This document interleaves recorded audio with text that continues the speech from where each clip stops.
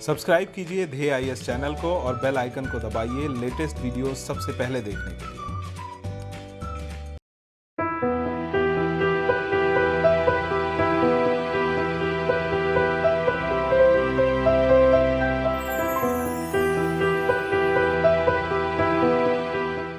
नमस्कार, मैं सुनील वर्मा ध्येय आईएएस टीम की ओर से आपका स्वागत करता हूं ध्येय टीवी पर। हम बात करेंगे डेली करंट अफेयर्स के अपने प्रोग्राम पर, जैसा कि हम प्रतिदिन करते आए हैं।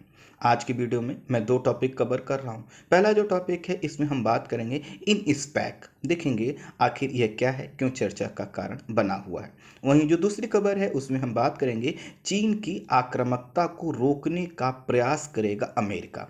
आखिर ऐसा क्या हुआ है कि अब अमेरिका खुलकर चीन के सामने खड़ा हो गया है और उसने कहा है कि हिंद प्रशांत क्षेत्र में चीन के द्वारा बढ़ाया जा रहा तनाव खतरनाक है और अमेरिका इसको अब रोकेगा। तो इन दोनों ही खबरों को एक एक करके हम विश्लेषित करते हैं। सबसे पहले हम बात करेंगे इन स्पेक के विषय में। इन स्पेक को समझने से पहले थोड़ा सा इसरो को समझिए। इसरो, जिसका full form Indian Space Research Organisation है, यह भारत का राष्ट्रीय अंतरिक्ष संस्थान है। अर्थात यह वह संस्थान है जिसके ऊपर जिम्मेदारी है भारत देश की किस क्षेत्र में, स्पेस के क्षेत्र में डेवलपमेंट करने की। इसका मुख्यालय बेंगलुरु में है। इसकी स्थापना 15 अगस्त 1969 में की गई थी और जब इसकी स्थापना की गई थी उस समय इसका नाम अंतरिक्ष अनुसंधान के लिए भारतीय राष्ट्रीय समिति था।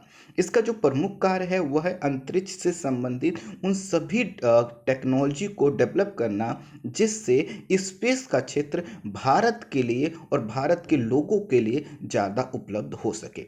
यह उपग्रहों की लॉन्चिंग व्हीकल का निर्माण करता है, टेक्नोलॉजी का डेवलपमेंट करता है, रिसर्च और डेवलपमेंट को अंजाम देता है और इन सभी के केंद्र में होता है भारतीयों के जीवन स्तर में सुधार करना। रिमोट सेंसिंग, मौसम संबंधी, संचार संबंधी और रक्षा संबंधी जितने भी क्षेत्र हैं उसमें इसरो ने समय समय पर अपना कंट्रीब्यूशन दिया है, योगदान दिया है और देश को गौरवान्वित भी किया है। आज रिमोट सेंसिंग ही है जिसके वजह से हम कहीं पर भी पृथ्वी के अंदर छुपे हुए रिसोर्स का पता लगा लेते हैं।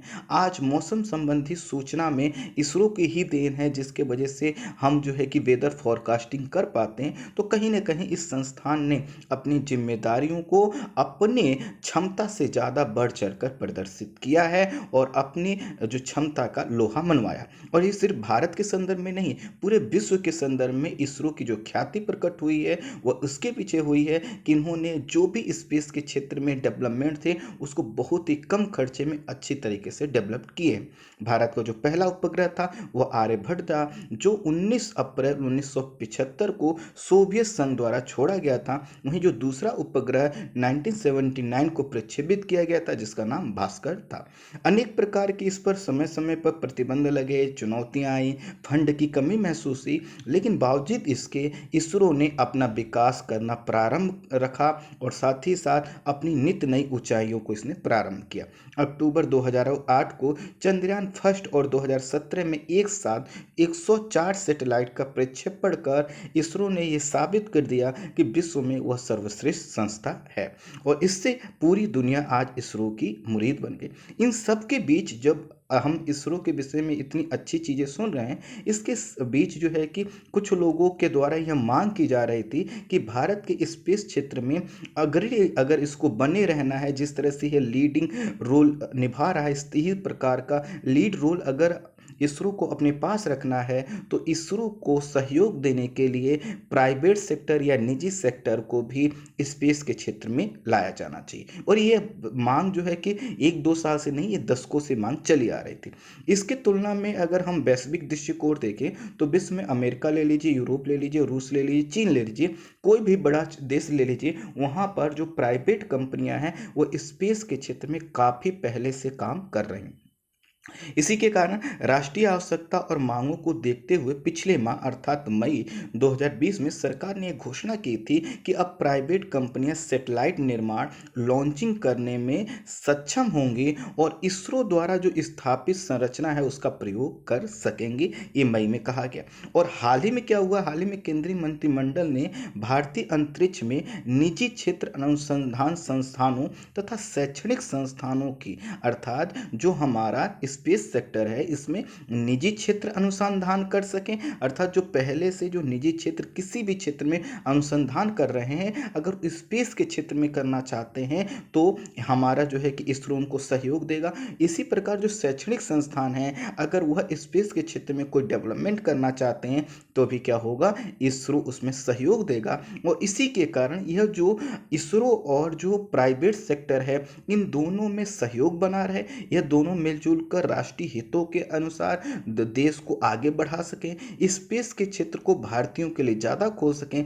इसी के कारण एक निकाय का विकास किया गया है और इसका नाम है INSPACe, Indian national space promotion and authorisation centre. ध्यान दीजिएगा क्या है, Indian national space promotion and authorisation centre, जिसका हिंदी है भारतीय राष्ट्रीय अंतरिक्ष संवर्धन एवं तथा प्रमाणीकरण केंद्र। इसका निर्माण किया गया, कब किया गया है, 2 दिन पहले किया गया। और इसका उद्देश्य क्या है, इसका उद्देश्य यह है कि भारतीय अंतरिक्ष क्षेत्र में निजी क्षेत्र की भागीदारी को बढ़ाएगा और इससे आने वाले समय में निजी क्षेत्र और इसरो मिलकर स्पेस के क्षेत्र में बहुत बड़ा रेडिकल चेंज लाएंगे। दूरगामी सुधार को देखते हुए इसमें प्राइवेट सेक्टर को डाला गया है।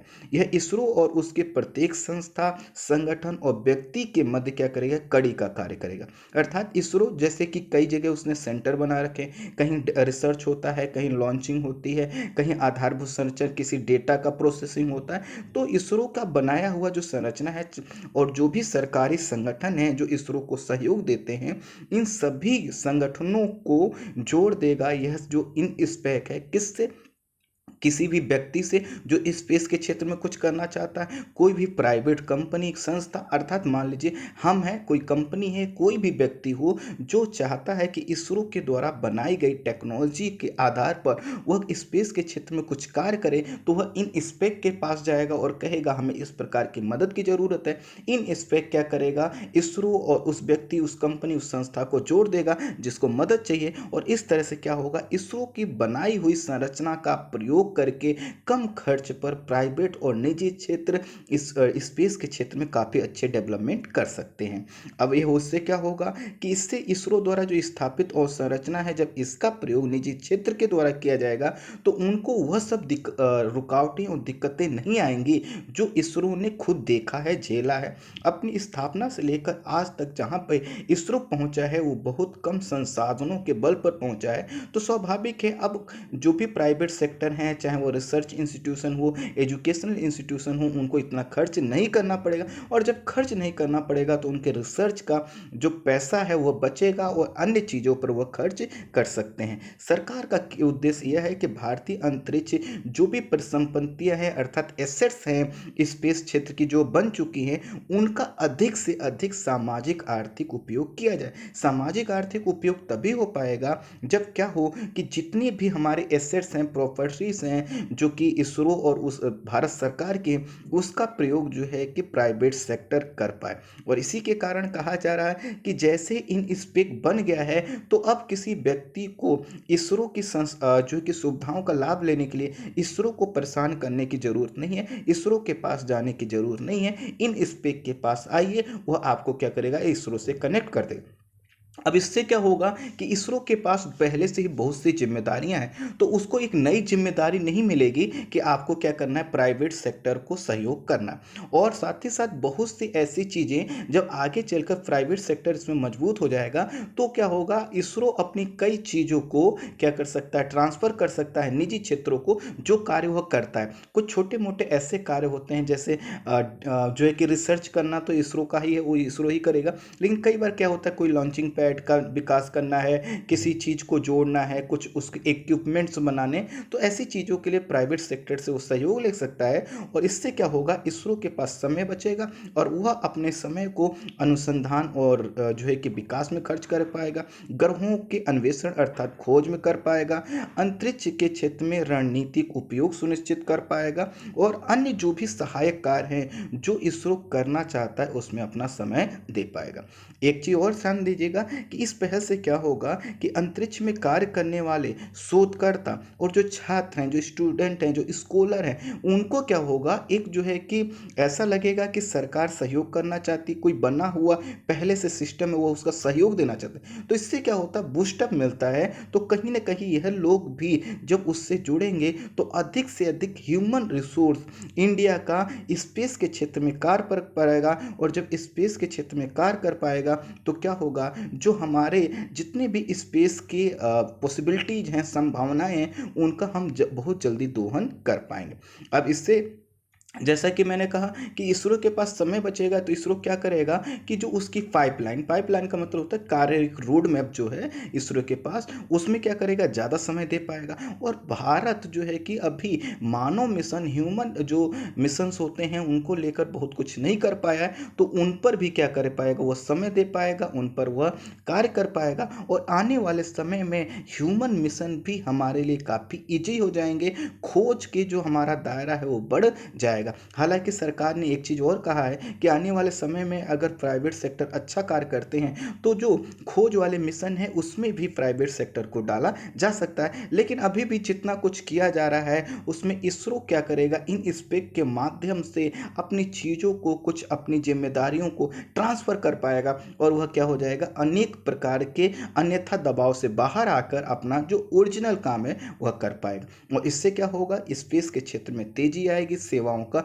विस्तार होगा। और विस्तार होने से क्या होगा, जो हमारी अधिक आधुनिक डेवलपमेंट है, टेक्नोलॉजी है, चाहे वह रिसर्च का क्षेत्र हो, चाहे वह फिर जो है कि आईटी का क्षेत्र हो अर्थात डेटा प्रोसेसिंग का क्षेत्र हो, किसी भी क्षेत्र में हम ज़्यादा उन्नत तरीके से कार्य कर पाएंगे। आपने देखा होगा कई बार जो है कि आपने मूवी में देखते हैं, आपके पास पड़ोस वीडियो में देखते हैं कि बहुत से ऐसे बच्चे होते हैं, होनहार होते हैं, जिनके दिमाग में स्पेस को लेकर, किसी चीज़ को लेकर बहुत ज़्यादा क्यूरियोसिटी रहती है, वो प्रयास करते हैं। तो उससे क्या होगा, जब इसरो सहयोग देता रहेगा तो इस सहयोग से उनको बूस्टअप मिलेगा और जल्दी से जल्दी हम क्या कर सकेंगे, आगे बढ़ सकेंगे।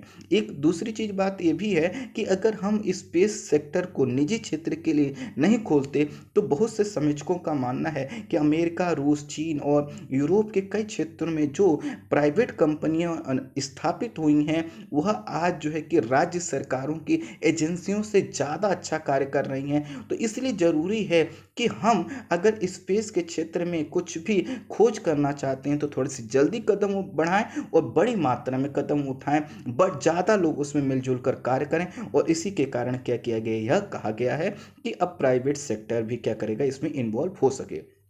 अब देखिए हुआ क्या है कि इतना कुछ पॉजिटिव होने के बावजूद इसमें क्या है, कई प्रकार की चुनौतियां हैं। जैसे कि आपको पता है कि अगर ये सब करते हैं तो आपको क्या करना होगा, एक समन्वय बनाना होगा। और समन्वय बनाने के लिए आपको क्या करना होगा कि कहीं ना कहीं सभी लोगों को जोड़ना होगा। जब सभी लोगों को जोड़ेंगे तो उससे क्या होगा, डेटा का जो ट्रांसफर होगा वह विश्वसनीय तरीके से कैसे हो, उसका मिसयूज ना हो, इसको देखना होगा। साथ ही साथ जब क्या होता, कोई नया सेक्टर प्राइवेट सेक्टर के लिए खोला जाता है तो उसमें कई प्रकार की ऐसी होड़ होती है कि हर प्राइवेट सेक्टर, हर कंपनी, हर रिसर्च इंस्टीट्यूट कुछ बड़ा अपने नाम करना चाहती है, तो कुछ अनप्रोफेशनल चीज़ें भी आ जाती हैं। बावजूद इसके अगर ये सभी कुछ हो पाएगा तो कहीं ना कहीं आने वाले समय में हम क्या कर पाएंगे, अंतरिक्ष क्षेत्र का एक समग्र उपयोग कर पाएंगे। और समग्र उपयोग करने के साथ साथ अनेक प्रकार के जोखिमों से हम बाहर आएंगे, अनेक प्रकार के हमको फायदे होंगे।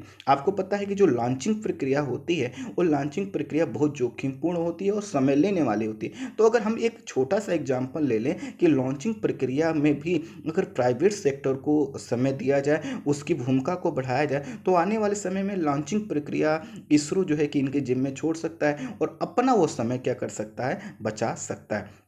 और इन सभी चीज़ों को करते हुए इसरो क्या कर सकता है, प्राइवेट सेक्टर को लेकर आगे बढ़ सकता है। आने वाले समय में देखना होगा कि इस पे कितना अच्छे तरीके से कार्य कर पाता है। अब हम बात करेंगे अपने दूसरे टॉपिक पर। देखिए, आज मैंने थोड़ा सा स्पीड ज़्यादा रखा है। कई बार आप लोग कह रहे थे कि स्पीड कम रहती है, तो आज मुझे प्लीज़ कमेंट में बताइएगा, क्या मुझे स्पीड कम करना है, ज़्यादा करना है?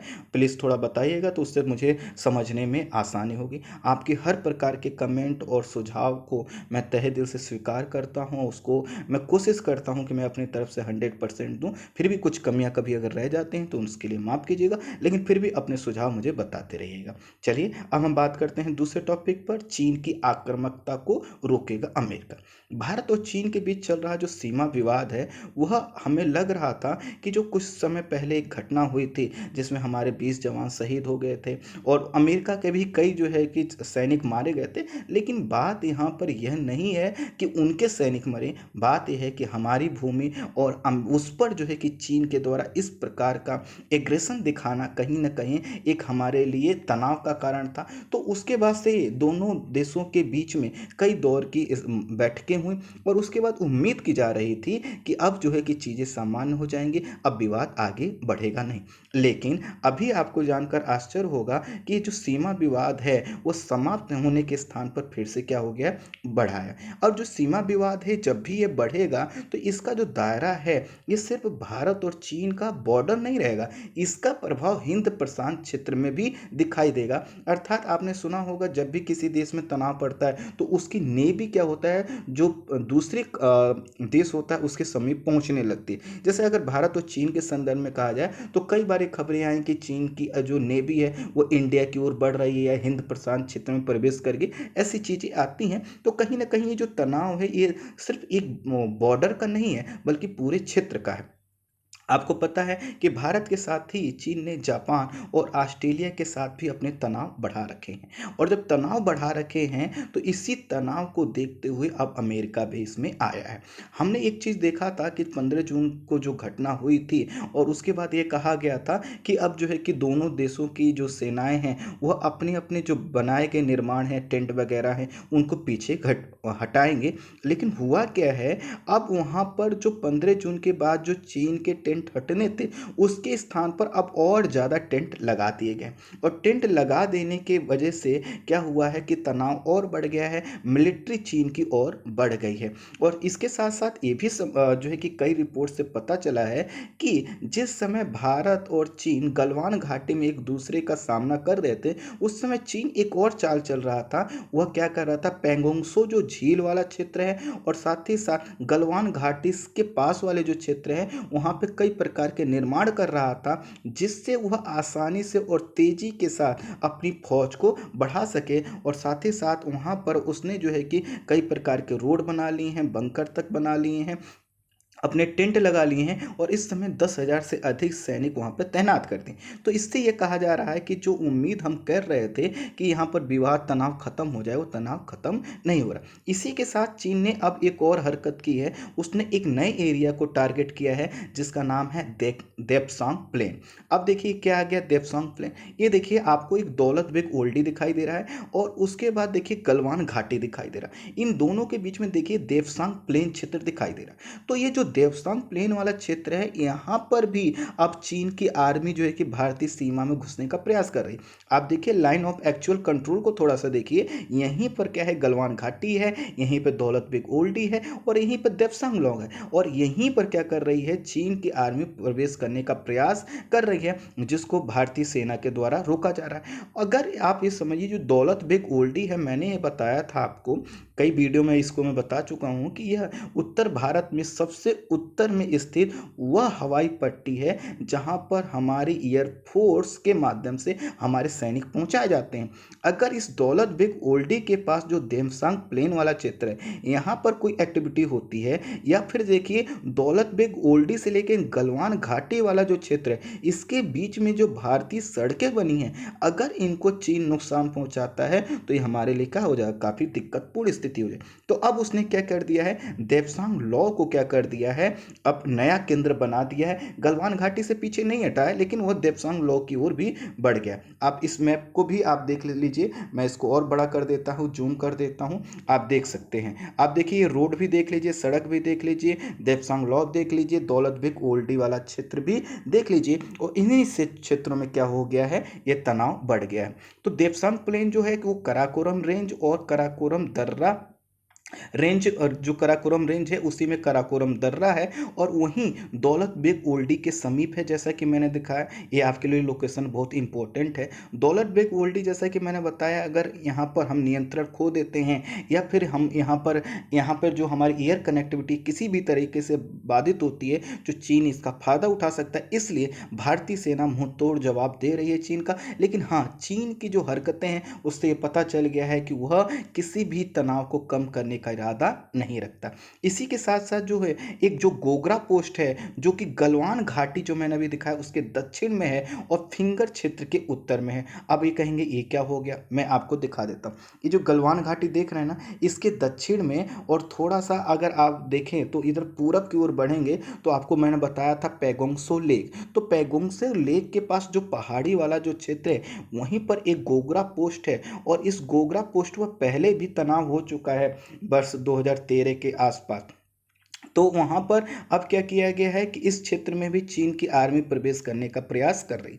कुल मिलाकर मुद्दा ये है कि जो गलवान घाटी वाला क्षेत्र था, देप्सांग प्लेन वाला क्षेत्र है, गोगरा पोस्ट है, तो एक जगह सीमा विवाद खत्म नहीं हो रहा कि चीन दूसरे जगह क्या कर रहा है, अपने हस्तक्षेप को बढ़ा रहा है। और यही बात पूरे विश्व के सामने आई है। विश्व पूरा यह देख रहा है कि पहले किस तरह से भारतीय सेना के ऊपर हमला किया गया, भारतीय क्षेत्र में प्रवेश करने का प्रयास किया गया। और भारत में मान लीजिए कि अगर चीन का कोई भी एकाध पक्ष अगर सही भी होता है, तो फिर उसका क्या करेंगे। जो सनकाकू द्वीप को लेकर उसने जापान के साथ आक्रामकता दिखाई है, उसने ऑस्ट्रेलिया को टारगेट किया हुआ है। इस समय जो है कि फिलीपींस और दक्षिण कोरिया के साथ उसके जो तनाव है, तो इससे यह पता चल रहा है कि दरअसल चीन इस समय एक आक्रामक रुख अपना रहा है, और इसके वजह से पूरे हिंद प्रशांत क्षेत्र में तनाव बढ़ रहा है। अब हिंद प्रशांत क्षेत्र का आप एक बार मैप देख लीजिए। आप ये देखिए, इंडिया के नीचे वाला थोड़ा सा चीन देखिए, और उसके बाद चीन, और चीन के पूरब में देखिए जापान वाला क्षेत्र देखिए,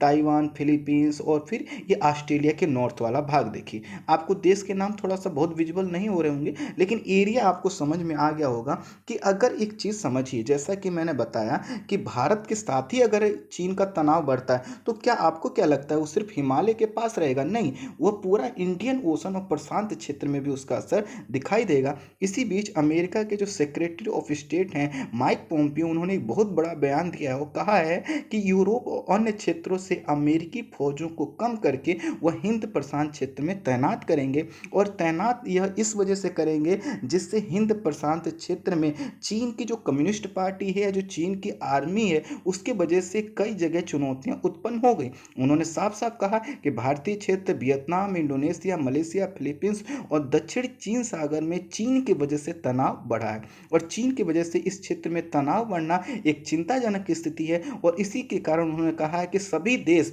हालांकि कैपेबल हैं, फिर भी अमेरिकी फौज क्या करेगी, उस क्षेत्र में अपने अधिक लोगों को तैनात करेगी, सैनिकों को तैनात करेगी, जिससे किसी भी विषम परिस्थिति से निपटा जा सके। अब आप कहेंगे क्या यह पहली बार हो रहा है? ऐसा नहीं है कि यहाँ पर अमेरिकी फौज नहीं है। हिंद प्रशांत क्षेत्र में अगर देखें, दक्षिण Korea, Japan, Australia, Philippines, Diego Garcia, Guam आदि क्षेत्रों में 50,000 से अधिक अमेरिकी फौज, नेवी, एयरफोर्स की पहले से मौजूदगी है। लेकिन यूएसए क्या चाहता है कि चीन ने जिस प्रकार का आक्रामक रुख अपनाया हुआ है, उससे निपटने के लिए हमें और जो है कि सैनिकों को डिप्लॉय करने की वहाँ पे आवश्यकता है। और इसी के मद्देनजर ये कहा गया है कि जिन क्षेत्रों में शांतिपूर्ण कंडीशन है, जहाँ पर कोई दिक्कत तनाव नहीं है, उन क्षेत्रों से, यूरोपीय क्षेत्रों से, अन्य क्षेत्रों से जो है कि अमेरिकी फौजों को यहाँ पर लाया जा सके, जिससे यहाँ पर जो भारत है, ऑस्ट्रेलिया है, जापान है, आदि जितने भी देश हैं जिनके साथ चीन का तनाव चल रहा है, उन देशों के साथ अमेरिकी फौज मिलकर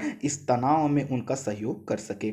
पिछली ऐसा नहीं, और ये जो अभी खबर तो इन्होंने माइक पोम्पियो ने अभी दी है, लेकिन पिछले एक माह से ही यूएसए और चीन अनेक मुद्दों पर एक दूसरे के आमने सामने आ चुके हैं। और जिस तरह से यूएसए ने अपनी ये पिछले एक माह में गतिविधियां तेज की हैं, उसकी वजह से चीन जो है कि चीन भी चिंतित है। ऐसा नहीं है कि चीन को इसको कोई फर्क नहीं पड़ रहा, चीन चिंतित है, क्योंकि अभी भी विश्व की सबसे बड़ी जो डिफेंस आर्मी है वो कहीं ना कहीं अमेरिका की है, और उसको टक्कर देना चीन के बलबूते की बात बिल्कुल भी नहीं है। लेकिन बावजूद इसके जो है कि चीन क्या कर रहा है, अपनी गतिविधियों को बढ़ा रहा है, लेकिन अमेरिका ने कहा है कि अब हम इस क्षेत्र में खुलकर सामने आ गए हैं, और अब इस क्षेत्र में हम जो है कि और भी अपनी गतिविधियों को बढ़ाएंगे। स्वाभाविक है चीन इससे उतावला होगा, उससे जो है कि अनेक प्रकार के स्टेटमेंट देगा, लेकिन कहीं ना कहीं वैश्विक शांति के लिए अमेरिका का यह कदम स्वागत योग्य है। वर्तमान समय में ही अगर हम देखें तो लगभग 60% अर्थात 60% जो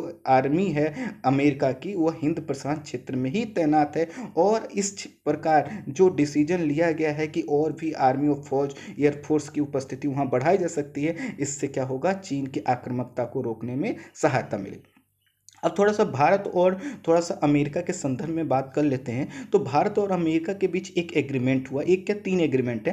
पहला एग्रीमेंट है logistic exchange memorandum of agreement. इसके तहत देखिए, लॉजिस्टिक एक्सचेंज का मतलब है कि जो इंडिया के बेस हैं जैसे और जो अमेरिका के बेस हैं, उनका आदान प्रदान किया जा सकता है। आपने ध्यान दिया होगा तभी कुछ इसी प्रकार का हमने एग्रीमेंट ऑस्ट्रेलिया के साथ किया। तो इसका मतलब ये है कि अगर मान लीजिए कभी भी अमेरिका को लगता है कि भारत का कोई बेस वो यूज करना चाहे चीन के तनाव को रोकने के लिए, तो कर सकता है। ठीक इसी तरह से इंडिया भी जो हिंद प्रशांत क्षेत्र में अमेरिका की उपस्थिति है, वो उन सभी जगहों का उपयोग जो है कि चीन के अगेंस्ट में कर सकता है। ठीक इसी तरह एक और एग्रीमेंट दोनों देशों के बीच में है, वो है communication capability and security agreement. इसको जो है कॉमकासा के नाम से जाना जाता है। इसमें यह कहा गया है कि दोनों देशों की जो आर्मी है, चाहे वो नेवी हो, एयरफोर्स हो, ऐसी विषम परिस्थिति में एक दूसरे से कम्युनिकेशन स्थापित कर सकती है, सूचनाओं का आदान प्रदान कर सकती है। दूसरे देशों के आर्मी के विषय में, अर्थात दुश्मन देश के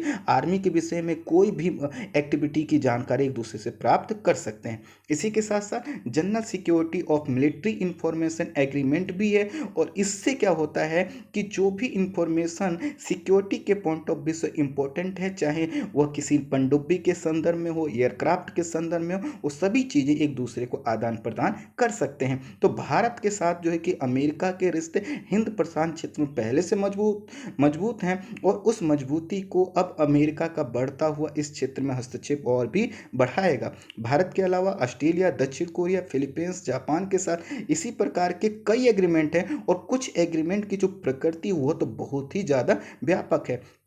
आपको पता है कि जापान की पूरी सुरक्षा की जिम्मेदारी किसके पास है, अमेरिका के पास है। इसी तरह से फिलीपींस को देख लीजिए, दक्षिण कोरिया का भी वो क्या करता है, सहयोग करता है, उनकी डिफेंस की वो सिक्योरिटी प्रोवाइड करता है। तो इस तरह से यह जो एक अच्छी खबर हो सकती है। लेकिन अभी एक एंगल बचा हुआ है वो रूस का, कि आने वाले समय में रूस कौन सा स्टैंड लेता है, क्या वो भारत के साथ आता है, या फिर चीन के पक्ष में जाता है, या फिर अमेरिका का इस क्षेत्र में बढ़ते प्रभाव को रोकने के लिए वह चीन का सहयोग करता है, यह देखना होगा। लेकिन सबसे बड़ी बात यह है कि हमें दूसरे देशों पे भरोसा करने से ज़्यादा अच्छा होगा कि हम पहले अपने डिफेंस सेक्टर को मजबूत करें। हालिया अभी देखा आपने रूस के में जो है कि राजनाथ सिंह जी गए थे, और वहाँ पे उन्होंने कई प्रकार की डिफेंस वार्ता की। उससे क्या कंक्लूजन निकला अभी तो नहीं पता, लेकिन आने वाले समय में इस डिफेंस वार्ता का बहुत बड़ा इंपॉर्टेंट रोल हो सकता है। और आने वाले समय में भारत, ऑस्ट्रेलिया, जापान, अमेरिका और अन्य जो देश हैं दक्षिण पूर्व एशिया के मिलकर चीन को मजबूर कर सकते हैं उसकी अपनी आक्रामकता को रोकने के लिए, और हिंद प्रशांत क्षेत्र की सुरक्षा के लिए जो है कि एक दूसरे का सहयोग कर सकते हैं। आने वाले समय में अगर कोई और भी डेवलपमेंट होगा तो मैं जरूर इन्फॉर्म करूंगा। आज के वीडियो में इतना ही। Thank you so much.